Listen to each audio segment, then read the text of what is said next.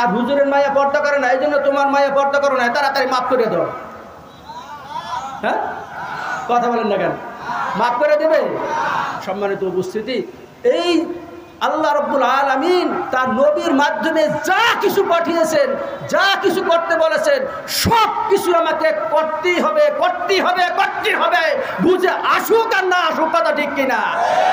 আল্লাহ রসুল জিহাদের মাঠে 27টা যুদ্ধের মাঠে তিনি সেনাপতি ছিলেন। ভাইজান, বর্তমান সমাজে নামাজের কথা বললে কোনো সমস্যা নাই, রোজার কথা বললে কোনো সমস্যা নাই, দাওয়াতের কথা বললেও কোনো সমস্যা নাই, জিকির আজকারের কথা বললেও সবাই সমাদর করে, আদর করে, সবাই ভালো জানে লোকটা পরেজগার, জিকির করে, জাকিরিন। কথা ঠিক কিনা? কিন্তু যদি বলে এই লোকটা আল্লাহর জমিনে আল্লাহর দ্বীন প্রতিষ্ঠার জন্য চেষ্টা করে, রাজনীতির সাথে জড়িত। নবী মূসা আলাইহিস সালাতু ওয়াস সালাম আল্লাহ রাব্বুল আলামিনের দরবারে রওনা হয়েছেন। পথিমধ্যে দীর্ঘদিন বৃষ্টি হয় না, অনাবৃষ্টি চলে। পথিমধ্যে কিছু হাঁস তার সামনে বসে। হাঁসগুলো নবী মূসা আলাইহিস সালাতু ওয়াস সালামকে জিজ্ঞাসা করেন, নবী মূসা আপনি কোথায় যান? বলল, আমি আল্লাহ পাকের সাথে কথা বলার জন্য যাচ্ছি। হাঁসগুলো নবী মূসা আলাইহিস সালাতু ওয়াস সালামকে বলছেন, নবী মূসা, অনেক দিন থেকে বৃষ্টি হয় না, বৃষ্টি না হলে আমাদের অনেক কষ্ট হয়, আমরা হাঁস পানি ছাড়া আমাদের বসবাসে অনেক কষ্ট হয়, আপনি আল্লাহ রাব্বুল আলামিনের দরবারে বলে একটু পানি বৃষ্টির ব্যবস্থা করবেন। আল্লাহ রাব্বুল আলামিনের দরবারে আমাদের দরখাস্তটা গিয়ে আল্লাহ রাব্বুল আলামিনের কাছে পৌঁছাবেন। আচ্ছা, ঠিক আছে। মূসা আলাইহিস সালাতু ওয়াস সালাম তার নবুয়াতি যে কার্যকলাপ আলোচনা যা আছে শেষ করে বললেন, আল্লাহ, আমি আসার পথে কিছু হাঁস আমার কাছে একটা আবদার আপনার কাছে পৌঁছানোর জন্য বলেছেন। কি আবদার? বলে, দীর্ঘদিন থেকে বৃষ্টি হয় না, বৃষ্টি না হওয়ার কারণে হাঁসগুলো অনেক কষ্টে আছে। হাঁস তো পানি ছাড়া চলতে পারে না। কথা ঠিক কিনা? হাঁস কিন্তু শুকনায় চলতে পারে না। হাঁস আল্লাহ রাব্বুল আলামিনের সৃষ্টির রহস্য। হাঁস যত পানি পাবে তত তার জন্য ভালো হবে। হাঁসের কোনো ঠান্ডা সর্দি নাই। কথা ঠিক কিনা? তো আল্লাহ রাব্বুল আলামিন নবী মূসা আলাইহিস সালাতু ওয়াস সালামকে বললেন, ঠিক আছে, তুমি গিয়ে হাঁসদেরকে বলো, হে নবী মূসা, যে 40 বছর পর বৃষ্টি হবে। কয় বছর পর? আর বৃষ্টি হয় না কখন? যে সময় বলছে, যেই সময় বলছে সেই সময় বৃষ্টি, অনাবৃষ্টির কারণে তাদের কষ্ট হচ্ছে।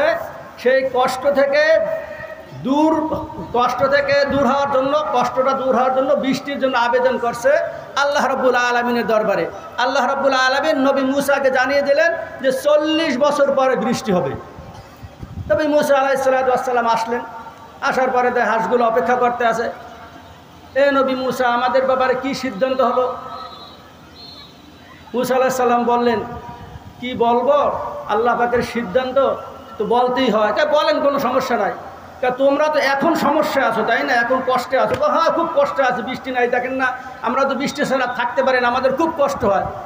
আল্লাহ পাকের সিদ্ধান্ত তো অন্যরকম। কি বলেন আপনি? আল্লাহ পাক সিদ্ধান্ত দিয়েছেন 40 বছর পর বৃষ্টি হবে।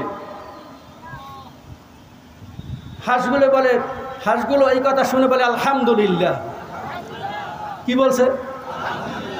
বলেন না একটু জোরে, আলহামদুলিল্লাহ। বৃষ্টি দরকার কখন? ওই সময়। আর বলছে বৃষ্টি কতদিন পর আসবে? 40 বছর পর। এই কথা শুনে হাঁসগুলো কি বলল? ঘটনা আসছে, হাঁসগুলো আলহামদুলিল্লাহ বলার সাথে সাথে মুষলধারে জুব জুব জুব জুব করে বৃষ্টি শুরু হয়ে গেছে। মূসা নবী বেকুব হয়ে গিয়েছেন, তিনি কিংকর্তব্য বিমূঢ় হয়ে গিয়েছেন। তিনি হলেন জমানার নবী। 1 মিনিটও হলো না, আল্লাহ রাব্বুল আলামিন বললেন 40 বছর পরে বৃষ্টি হবে। আর হাঁসগুলো 40 বছর পর বৃষ্টি হবে এ কথা শোনার পরে যখন আলহামদুলিল্লাহ বলল, আলহামদুলিল্লাহ বলতে শেষ করতে পারল না, সাথে সাথে মুষলধারে বৃষ্টি হয়ে গেল। নবীর জন্য একটু বিব্রতকর অবস্থা হয়েছে কিনা? কি হলো ভাই, আমি হলাম জমানার নবী, কেবল আল্লাহ আমাকে বললেন 40 বছর পর বৃষ্টি, আমি এসে শুনাইলাম, হাঁসগুলো বললো আলহামদুলিল্লাহ, আর সাথে সাথে বৃষ্টি হয়ে শুরু হয়ে গেল। নবী মুসা দৌড়ে এবার তুর পাহাড়ে গেছে আল্লাহর সাথে। আল্লাহ, ইজ্জত তো নাই, ইজ্জত থাকে? মুসা নবী, জামানার নবী, সে বললো 40 বছর পর বৃষ্টি হবে, আর এই হাঁসগুলো 40 বছরের কথা শুনে আলহামদুলিল্লাহ বল, আর জবজবাই বৃষ্টি শুরু হয়ে গেল, মুসলধারে বৃষ্টি শুরু হয়ে গেল। দৌড়ে গেছে আল্লাহর কাছে, আল্লাহ ঘটনা তো খারাপ, আমার তার ইজ্জত থাকে না। তো কি হয়েছে? নবী, আমি বলেছিলাম আমার সিদ্ধান্ত ঠিকই ছিল, 40 বছর পরে বৃষ্টি হতো, কিন্তু আমার সৃষ্টি ওই হাঁসগুলো যখন 40 বছর পর বৃষ্টি হবে এ কথা শুনেও মনে প্রাণে খুশি হয়ে যখন আলহামদুলিল্লাহ বলল, আমার রহমতে জোশ এসে গেল, আমার রহমতের জোশের কাছে আমি নিজে হেরে গেলাম। ও নবী মুসা, আমি রহমতের কাছে হেরে গেলাম, আমি বৃষ্টি না দিয়ে পারলাম না, সাথে সাথে আমার বৃষ্টি রহমতের বৃষ্টি দিয়ে দিলাম। এই জন্য সর্ব অবস্থায় আমরা কি বলবো? সবাই বলি যখন একটু ভালো থাকি, ভালো সুস্থ থাকি, ভালো খাওয়া দাওয়া করি, তখন বলবো আলহামদুলিল্লাহ। আর যদি কোনো কারণে একটু অসুখ হয়, তাহলে আল্লাহ আর কাউরে চোখে দেখলো না, আমারই খালি দেখলো, তাই নাকি? হ্যাঁ, তাই কথা বলেন। আর যদি একটু স্বাভাবিক অবস্থা, হঠাৎ করে একটু অসুস্থ হয়ে গেল, বড় ধরনের একটা বিপদ হয়ে গেল, টাকা চুরি হয়ে গেল, ডাকাতি হয়ে গেল, অথবা একটা অ্যাক্সিডেন্ট হয়ে গেল, তখন আর আলহামদুলিল্লাহ নাই, তখন হয়তো আল্লাহ আর কাউরে চোখে দেখলেন না, দেখলেন আমারে, আমি একজন গরিব মানুষ, তার মধ্যে আবার এই বিপদ, এইটা হবে নাকি? হাঁসগুলো কি অবস্থায় আলহামদুলিল্লাহ বলছিল?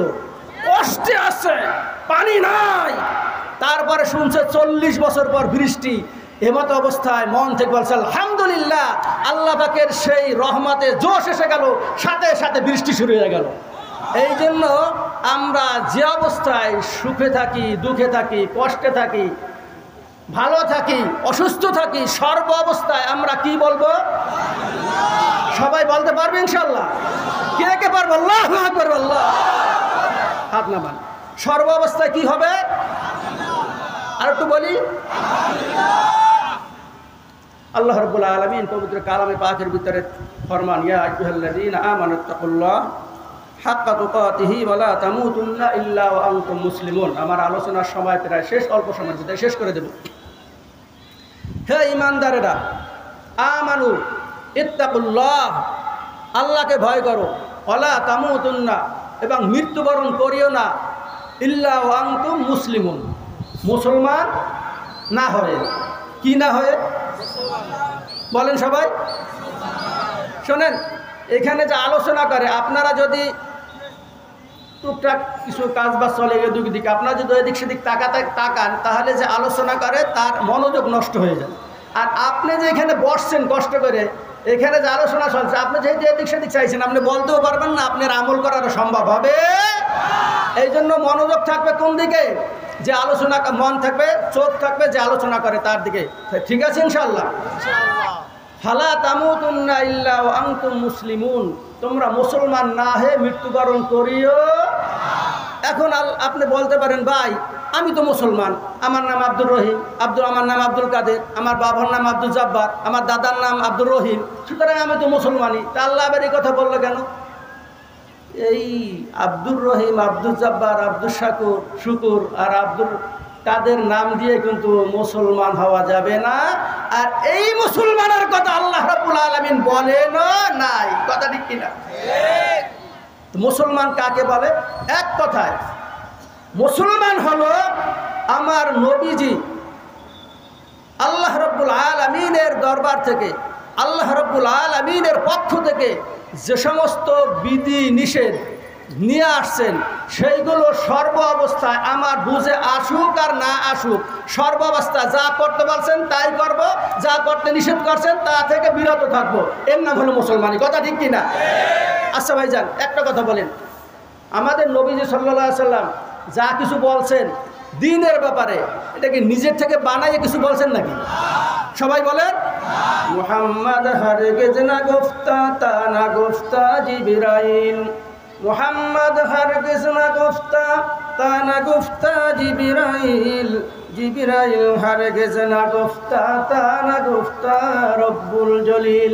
মুহাম্মদ সাল্লাল্লাহু আলাইহি ওয়াসাল্লাম ততক্ষণ পর্যন্ত উম্মতের জন্য কোনো বিধান তিনি বলতেন না যতক্ষণ পর্যন্ত জিবরাইল আলাইহিস সালাম তাকে না বলতেন। কথা ঠিক কিনা? জিবরাইল আলাইহিস সালাম ততক্ষণ পর্যন্ত নিজের থেকে বানাইয়া কোনো কিছুই বলতেন না যতক্ষণ পর্যন্ত আল্লাহ রাব্বুল আলামিন তাকে কিছু না বলতেন, তার উপরে কোনো নির্দেশ না দিতেন, ততক্ষণ পর্যন্ত জিবরাইল আলাইহিস সালাম নিজে বানাইয়া নিজের মন গড়া মতো কোনো কিছুই বলতেন না। তাহলে দেখা যায় মুহাম্মদ সাল্লাল্লাহু আলাইহি সাল্লাম যা কিছু বলছেন কার নির্দেশে? কোরআন শরীফ অন্য আয়াতে আসে মাইয়ুতির রাসূলা ফাকাদ আতা আল্লাহ। আল্লাহর রাসূল সাল্লাল্লাহু আলাইহি সাল্লামের আনুগত্য করা মানে হলো আল্লাহর আনুগত্য করা। কথা ঠিক কিনা? সম্মানিত উপস্থিতি, সে আল্লাহ রাব্বুল আলামিন পবিত্র কালামের ভিতরে ফরমান ফালা তামুতুন্না ইল্লা ওয়া আনতুম মুসলিমুন, মুসলমান না হয়ে তোমরা মৃত্যুবরণ করো না। এখন মুসলমান কিভাবে হতে হবে? মুসলমানের নমুনা হলো আমার নবীজি সাল্লাল্লাহু আলাইহি সাল্লাম যা কিছু করেছেন সব কিছু আমার বুঝে আসুক আর না আসুক, আমার সেন্সে ধরুক আর না ধরুক, আমার কাছে ভালো লাগুক আর না লাগুক, আমাকে করতেই হবে, কোনো সন্দেহ নাই। কথা ঠিক কিনা? এখন আমার নবীজি কি কি করছেন সংক্ষেপে আলোচনা শেষ পর্যায়ে। আমার নবীজি নামাজ পড়ছেন কি না? বলেন সবাই। নামাজ পড়ছেন? 3 ওয়াক্ত পড়ছেন?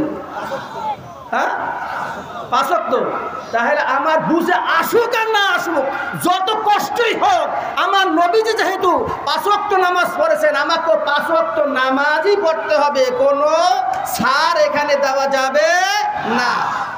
শীতকালে যেহেতু সামনে শীত আসতেছে, একটু ঠান্ডার মধ্যে সকালবেলা, আল্লাহ তো কইছে ইসলাম শান্তির ধর্ম, তো সকালবেলায় শীতের মধ্যে ওইটা গরম এই কষ্ট করে উজু করে দরকার কি একটু সকালবেলা হোক, রোদ টোদ উঠুক, তারপরে ওইটা উজু টুজু করে তার নামাজ পড়বেন, এইভাবে নাকি? আল্লাহ রাসূল সাল্লাল্লাহু আলাইহি সাল্লাম যেইভাবে নামাজ পড়ছেন, যেইভাবে ওয়াক্ত নির্ধারণ করে দিয়েছেন, সেইভাবে আমাকে নামাজ পড়তে হবে। কথা ঠিক? রোজা রাখছেন কি রাখেন নাই? আল্লাহ রাসূল রোজা রাখছিলেন? কথা বলে আপনি 30টার জায়গায় 20টা রাখবেন, ঠিক আছে নাকি? আল্লাহ রাসূল তো 20টা রাখছে না, 30টা পুরো রাখছে, আমাকেও 30টাই রাখতে হবে। অনুরূপভাবে নামাজ, রোজা, হজ, যদি টাকা থাকে হজ করতে হবে, টাকা থাকলে জাকাত দিতে হবে। সম্মানিত উপস্থিতি, নামাজ, রোজা, হজ, জাকাত, তাসবিহ, তাহলিল, জিকির, আজকার, এগুলো সব আমার নবীজি করেছেন কি করেন নাই? শুধু একটা কাজ করেন নাই, আল্লাহর জমিনে আল্লাহর দ্বীন প্রতিষ্ঠার জন্য তিনি কোনো জিহাদ টেহাদে যায় নাই। ও জেহাদও গেছে? হ্যাঁ, আমরা কে কে একমত আল্লাহ রাসূল জেহাদে গেছেন, জেহাদে অংশগ্রহণ করেছেন, এমনকি 27টা যুদ্ধে আল্লাহ রাসূল নিজে সেনাপতি ছিলেন। এইটার সাথে কে কে একমত? নারায়ে তাকবীর। আল্লাহু আকবার, আল্লাহু আকবার। সম্মানিত উপস্থিতি, আমার নবীজি শুধু জেহাদে সাহাবাদেরকে পাঠিয়ে দেন নাই, শুধু নিজে জেহাদে সাহাবাদেরকে পাঠিয়ে দিয়ে তিনি মসজিদে নববীতে বসে বসে শুধু নামাজ আর রোজা আর তাসবিহ তাহলিল করেন নাই, কোরআন তেলাওয়াত করেন নাই, তিনি 27টা যুদ্ধে নিজে সরাসরি সেনাপতি হয়ে কাফেরদের বিরুদ্ধে যুদ্ধ করেছিলেন। কথা ঠিক কিনা? আপনি যদি আজকে মুসলমান দাবি করেন, আজকে যদি উম্মতে মুহাম্মাদি দাবি করেন, ওই নবীর উম্মত হিসেবে দাবি করেন, আপনার বুঝে আসুক আর না আসুক, আপনার সেন্সে ধরুক আর না ধরুক, আপনি যেভাবে এটা মূল্যায়ন করেন না কেন, ওই জিহাদকে আপনাকে স্বীকার করতেই হবে। কথা ঠিক কিনা?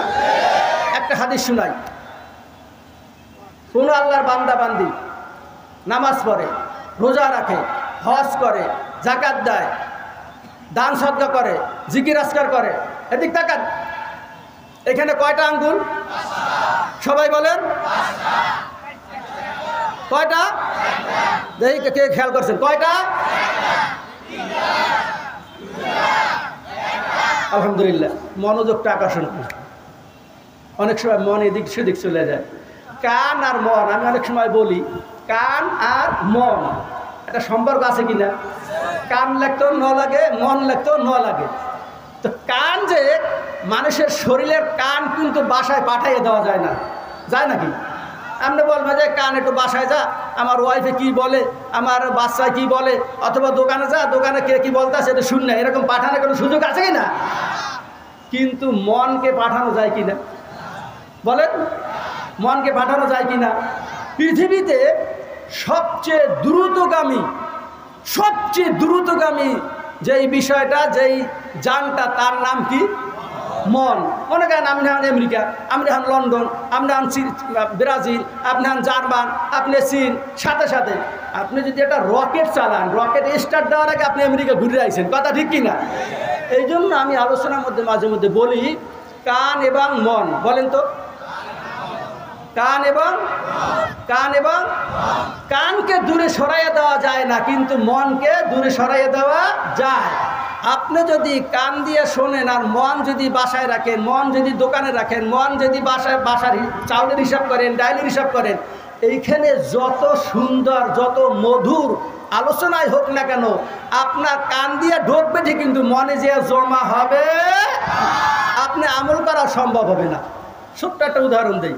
অনেক সময় দেখা যায় হয়তো কোনো ব্যবসায়িক ব্যাপার, অথবা ছেলে মেয়ে অসুস্থ, অথবা নিজের কোনো অন্য একটা বড় ধরনের একটা দুশ্চিন্তা বা টেনশন, এরকম তাকিয়ে আছেন, গাড়ির ভিতরে বসে আছেন, একদিকে তাকেই ভাবতেছেন ব্যবসাটা কি হবে, তার ছেলেটা অসুস্থ, আমার ওয়াইফ অসুস্থ, কি করি, টাকা পয়সা না, এরকম ভাবতে আছেন, আর একদিক তাকিয়ে আছেন। খেয়াল করেন, ঘটনাচক্রে যেই দিকে তাকিয়ে আছেন ওই দিকে একটা মেয়ে পড়ে গেছে, এরকম একটা অবস্থা হতে পারে কিনা? আপনি তাকাই আছেন ঠিকই, কিন্তু ওটাকে মানুষ না গরু না ছাগল না কি কিছু খেয়াল না, কেন আপনি তো চিন্তা করতেছেন বাচ্চার ইয়া করা লাগবে, অপারেশন করা লাগবে, টাকা লাগবে 60,000, আপনার ব্যবস্থা আছে মনে করেন 20,000, আরও 40,000 টাকা ব্যবস্থা করে, আপনি চিন্তা করতেছেন কোথায় পাবেন, কার কাছে যাবেন, কার কাছে বলবেন, এই চিন্তা করতেছেন, এরকম তাকাই চিন্তা করতে আছেন। তো ঘটনা দেখা যায় হঠাৎ করে, এই ভাই আপনি তাকাই রয়েছেন ওদিক দিয়ে একটা মেয়ে, ভাই আস্তাগফিরুল্লাহ, এরকম একটা অবস্থা হতে পারে কিনা? তো দেখা যায় যে জিনিসটা বুঝাবার জন্য আমি বলছিলাম যে কান সেটা সরানো না গেল, মনকে সরানো যায়।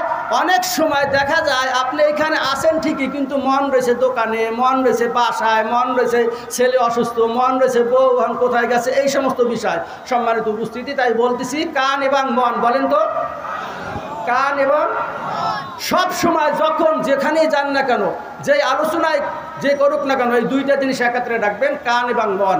সম্মানিত উপস্থিতি, তাহলে কান দিয়ে কিছু শুনবেন, মনে জিয়া জমা করবেন, বাইরে গিয়ে সেটা আমল করতে পারবেন, কথা ঠিক কিনা? আল্লাহ রাব্বুল আলামিন তার নবীকে পাঠিয়েছেন, মা আতাকুমুর রাসূলু ফাখুযুহু ওয়া মা নাহাকুম আনহু ফান্তাহু। আমার বান্দা বান্দিরা জেনে রাখো, আমি তোমাদের জন্য সবার জন্য বাধ্যতামূলক করে দিলাম, তোমাদের সবার জন্য ম্যান্ডেটরি করে দিলাম, তোমাদের সবার জন্য এর কোনো ফরজ করে দিলাম, ওয়াজিব করে দিলাম। মা আতাকুমুর রাসূলু ফাখুযুহু, আমার নবী যা কিছু নিয়ে আসছেন, আমার নবী নামাজ নিয়ে আসছেন, নামাজ পড়তে হবে, রোজা নিয়ে আসছেন, রোজা রাখতে হবে, হজ নিয়ে আসছেন, হজ করতে হবে, যাকাত নিয়ে আসছেন, সামর্থ্য থাকলে অর্থবান হলে যাকাত দিতে হবে। আমার নবী টুপি নিয়ে আসছেন, টুপি পরতে হবে। আমার নবী দাড়ি নিয়ে আসছেন, দাড়ি রাখতে হবে। আমার নবী পর্দার কথা বলেছেন, পর্দা করতে হবে না? হ্যাঁ, আসতে করে পর্দা করতে হইব। পর্দা মানে সুন্নাত, মুস্তাহাব। হ্যাঁ, পর্দা কি? বর্তমান সমাজে এই পর্দাটা এত বেশি গুরুত্ব, কিছু মনে না করলে বলি, অনেক সময় দেখা যায় একালে পরহেজগার, মোত্তাকি, হজ করছে 3 বার 4 বার 5 বার হজ করছে, মেয়ে একখান যায় ইউনিভার্সিটি, তাদের সমস্যা নাই, এমনভাবে যায়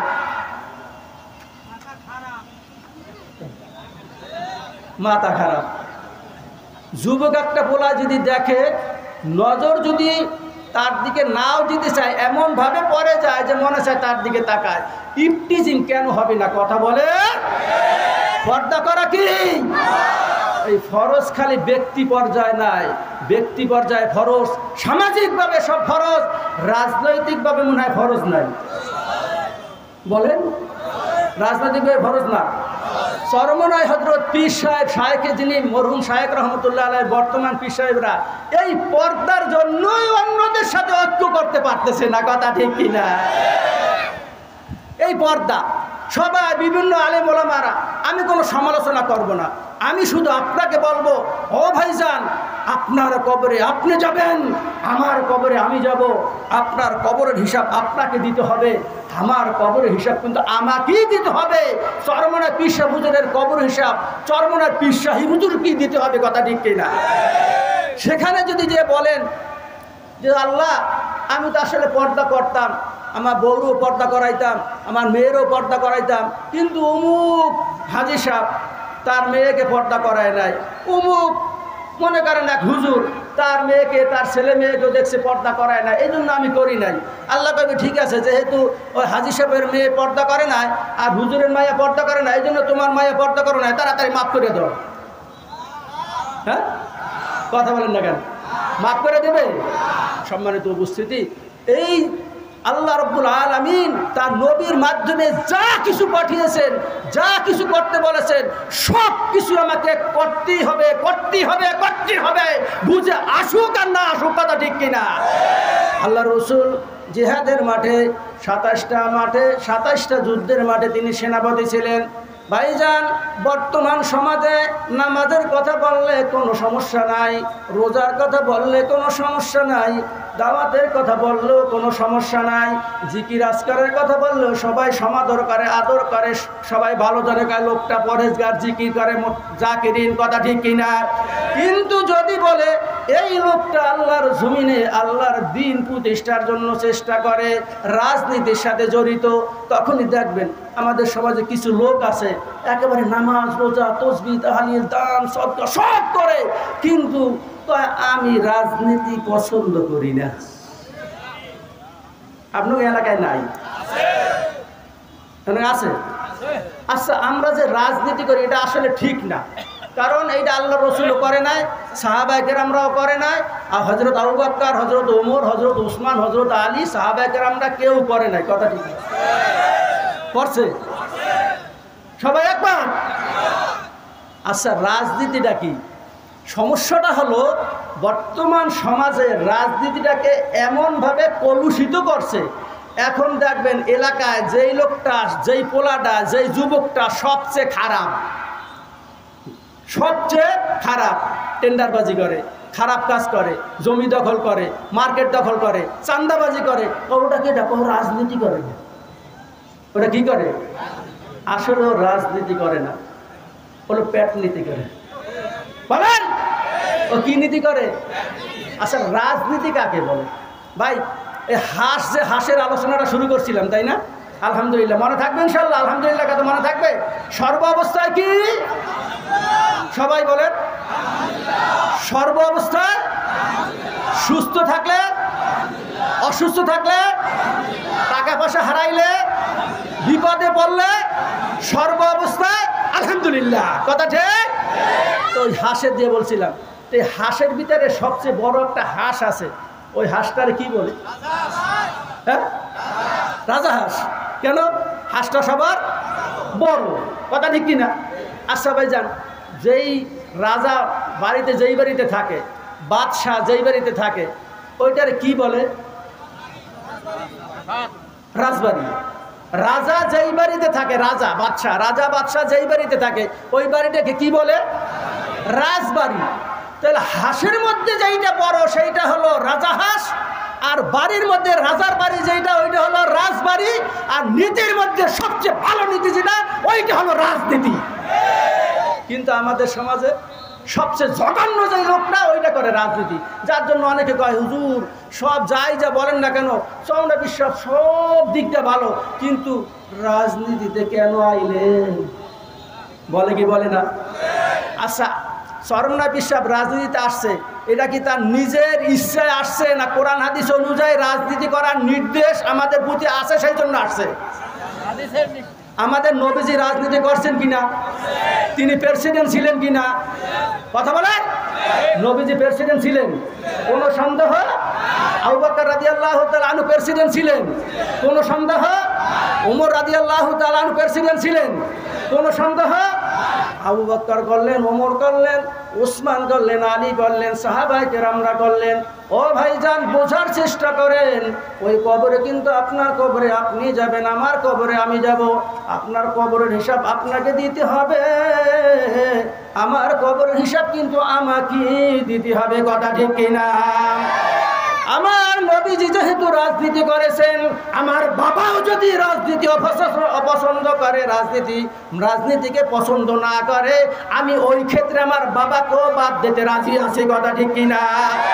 আমার ঘরের ওয়াইফ যে আমাকে রান্না বাড়া করে খাওয়ায়, আমার ছেলে মেয়েদেরকে যে সেবা যত্ন করে বড় করে, এই স্ত্রীও যদি আমার রাজনীতির ব্যাপারে আপত্তি তাহলে বাধা দেয়, আমি তাকে বুঝাবার চেষ্টা করব। যদি বুঝ না মানে, স্ত্রী যতই আপন হও না কেন, আমি এই রাজনীতি ছাড়তে পারবো না। কারণ আমার নবীজি রাজনীতি করেছেন, আবু বকর সিদ্দিক রাদিয়াল্লাহু তাআলা আনহু রাজনীতি করেছেন, ওমর করেছেন, উসমান রাদিয়াল্লাহু তাআলা আনহু, আলী রাদিয়াল্লাহু তাআলা আনহু রাজনীতি করেছেন। সুতরাং আমি যদি কাল কিয়ামতের দিন আমার নাজাত পেতে চাই, ওই নবীর অনুসরণ ছাড়া আমার আর কোনো পথ নাই। কথা ঠিক কিনা? সাহাবায়ে কেরামদেরকে নিয়ে আল্লাহ রাসূল সাল্লাল্লাহু আলাইহি ওয়াসাল্লাম, সর্বশেষ একটু বোঝার চেষ্টা করেন। আমাদের শায়েখ মুফতি ফয়জুল করিম সাহেব, শুনবেন না তার কথা, এক একটা কথা মনে হয় বুঝেন মধুর মতো লাগে। এবং এক একটা কথা যদি আপনি একটা কথা জীবনে আমল করতে পারেন, আপনার জীবন পরিবর্তনের জন্য একটা কথাই যথেষ্ট। কথা ঠিক কিনা? শুনবেন ইনশাআল্লাহ। সম্মানিত উপস্থিতি, সাহাবায়ে কেরামদেরকে নিয়ে আল্লাহ রাসূল সাল্লাল্লাহু আলাইহি ওয়াসাল্লাম বসে আছেন। ইতিমধ্যে জিবরাইল আলাইহিস সালাম আসলেন। আসার পরে বললেন, ও আল্লাহ রসুল মুহাম্মদ সাল্লাল্লাহু আলাইহি ওয়াসাল্লাম, আল্লাহ পাক আমাকে পাঠিয়েছেন আর জানিয়ে দিয়েছেন, পূর্বেকার যত নবী রসুল ছিল, সেই নবী রসুলের উম্মতের মধ্যে দল ছিল ৭২টা। কয়টা? সবাই বলেন। পূর্বে যত নবী ১,২৪,০০০, মতান্তরে ২,২৪,০০০, অর্থাৎ ২,২৪,২৩,৯৯৯ জন, ২,২৩,৯৯৯ জন। কারণ পরের জন তো আল্লাহ রসুল, মনে করেন ২৪,০০০ হলে একজন বাকি আছে না, আল্লাহ রসুল নিজেই তো। এই যত নবী রসুল ছিলেন, তার যত উম্মাত ছিল, তাদের মধ্যে দল ছিল কয়টা? কয়টা? সবাই বলেন। ৭২টা। আল্লাহ রসুল বলতেছেন, ও সাহাবায়ে কেরামরা, আমার উম্মতের মধ্যে দল হবে ৭৩টা। কয়টা? ৭৩টা। ও সাহাবায়ে কেরাম, এই ৭৩টা দলের মধ্যে থেকে একটি মাত্র দল, একটি মাত্র গ্রুপ জান্নাতে যাবে, বাকি ৭২টা জাহান্নামে চলে যাবে। সাহাবায়ে কেরামরা অস্থির হয়ে গেলেন, তারা বিচলিত হয়ে গেলেন। ইয়া আল্লাহ রসুল, অর্থাৎ ৭২ জনে একজন জান্নাতি, ৭৩ জনে একজন জান্নাতি, ৭২ জনই জাহান্নামী। সাহাবায়ে কেরামরা অস্থির হয়ে গেলেন, ইয়া আল্লাহর রাসূল, সেই দলটা কারা যেই দলটা জান্নাতে চলে যাবে আর বাকি ৭২টা জাহান্নামে চলে যাবে? সেই দলটা কারা? আপনাদের জানার আগ্রহ আছে? আমাদের জানার দরকার আছে কিনা? সবাই বলেন। নাজাত পাওয়ার দরকার আছে কিনা? আল্লাহ রাসূল ফরমান, ও সাহাবারা, ৭৩টা দলের মধ্য থেকে একটি মাত্র দল জান্নাতে যাবে। সাহাবায়ে কেরামরা জিজ্ঞেস করলেন, ইয়া আল্লাহর রাসূল, ওই দলটা কারা? আল্লাহ রাব্বুল আলামিনের মাধ্যমে আল্লাহর রাসূল জানায়া দেন, মা আনা আলাইহি ওয়া আসহাবি, আমি এবং আমার সাহাবায়ে কেরামরা। বলেন কি বলছি?